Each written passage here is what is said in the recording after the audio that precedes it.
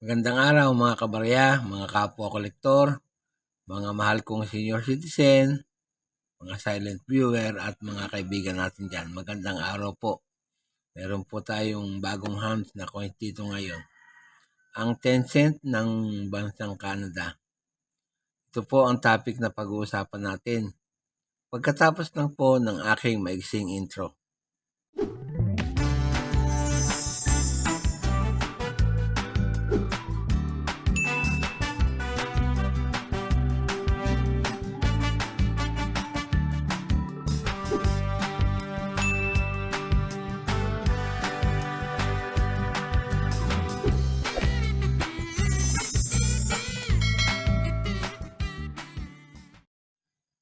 At ito nga po sa coins na ito, sa ating harapan, makikita natin ang larawan ni Queen Elizabeth sa bandang gitna na nakasuot ng pintas at nakahikaw. Diyan po sa larawang yan, siya po ay 77 taong gulang na. Siya po ay nakaharap sa kanan. Yan po. At ang nakapalibot na script po ay Elizabeth II, D.G. Regina. Yan po. Ang translation po niyan ay Elizabeth II, Queen by the Grace of God. Ang engraver po, si Susan Taylor. Meron din pong marka ng Royal Canadian Mint. Yan po sa may bandang ibaba. Yan. Yan po ang marka ng Royal Canadian Mint o kaya ay yung tinatawag na kanilang logo. Ang script nga po ay Canada, tapos 10 cents. Yan. Ang designer naman po niyan ay si Emmanuel Ottohan. Yan po.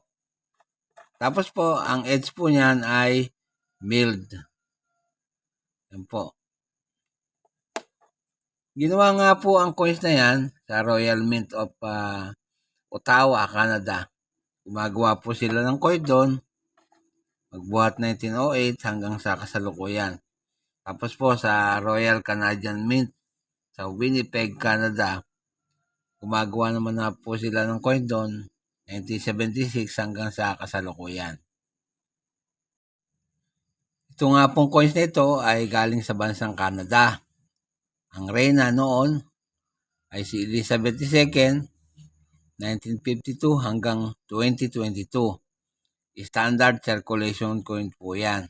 Ang taon, 2006 hanggang 2022.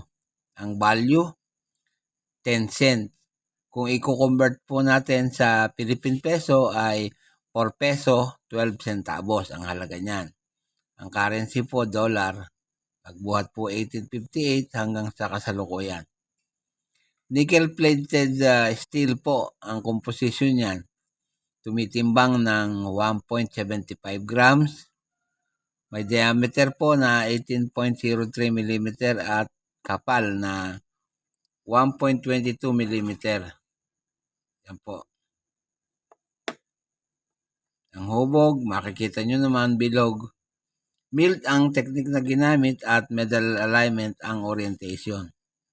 May number po na number 377 at reference number na KM number 492, SKU number 502, KM number 2294.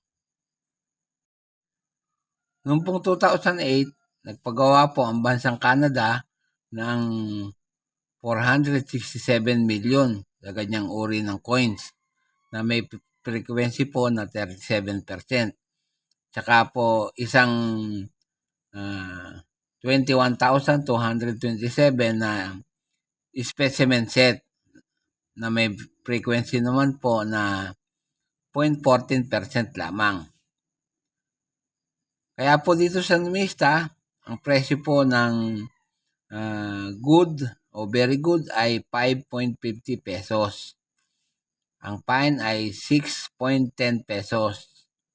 Ang very fine ay 6.70 pesos. Ang extra fine ay 8 pesos 50 centavos at ang almost uncirculated ay 9 pesos 70 centavos.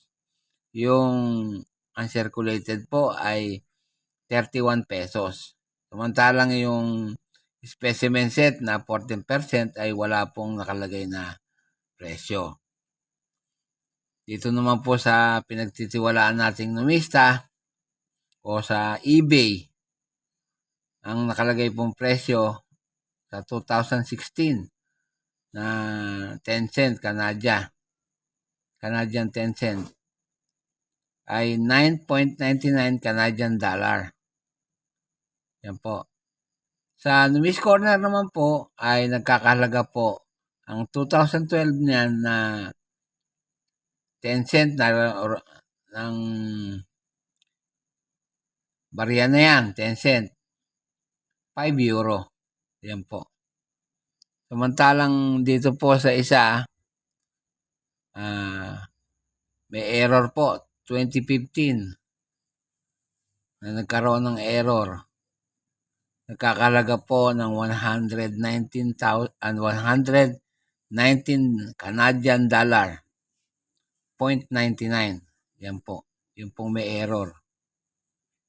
Yan lamang po at wala nang iba.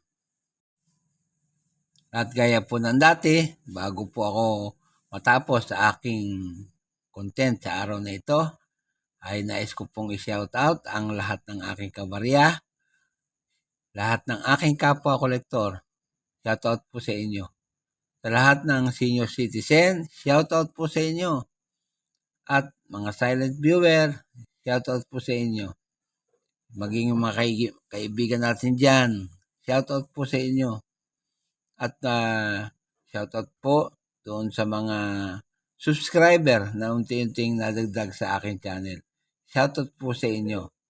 Walang tigil at walang sawa po akong nagpapasalamat sa inyong lahat sapagkat lagi kayong nandyan at nakasubaybay sa aking channel. Para po sa mga baguhan, huwag po sana ninyong makalimutan ang mag-subscribe. Pakipindot na rin po ang notification bell para lagi kayong updated sa tuwing may bago akong content. I-like at pakishare na rin po ang video ko. At sa huli ay masabi kong mabuhay tayong lahat.